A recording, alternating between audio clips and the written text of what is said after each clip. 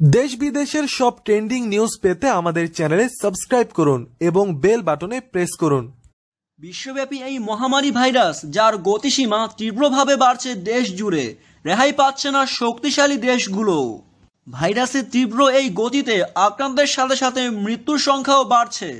এমন পরিস্থিতিতে যারা মৃত্যুর কাছাকাছি পৌঁছে গেছে, ভেন্টিলেটর তাদের জীবন বাঁচাতে খুবই কার্যকর একটি যন্ত্র। এই যন্ত্রের মাধ্যমে শ্বাসরুদ্ধ রোগীদের শ্বাস প্রশ্বাস দেওয়া হয়, কারণ আক্রান্তদের প্রতি 6 জনে একজন শ্বাস প্রশ্বাসের সমস্যার রোগী। 60 বছরের ওপরে বেশি ধরা পড়ছে এই রোগ। এসব রোগীদের বাঁচাতে ভেন্টিলেটর খুবই প্রয়োজন, কিন্তু এই যন্ত্র সারা বিশ্ব জুড়ে খুবই সংকট।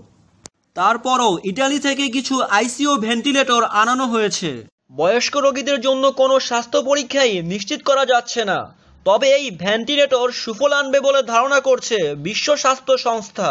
এর মধ্যেই এক বড় সুখবর দিয়েছে ঢাকা মেডিকেলের একদল গবেষক।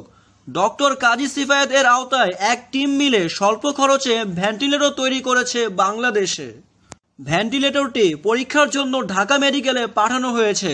সপ্তাহখানিকের মধ্যে এই সুসংবাদটি পাওয়া যাবে। মূলত একটি ভেন্টিলেটর 6 থেকে 7 লাখ টাকা, কিন্তু বাংলাদেশি গবেষকরা দারিদ্র মানুষের কথা চিন্তা করে 50,000 টাকার মধ্যেই এই ভেন্টিলেটরটি তৈরি করেছে।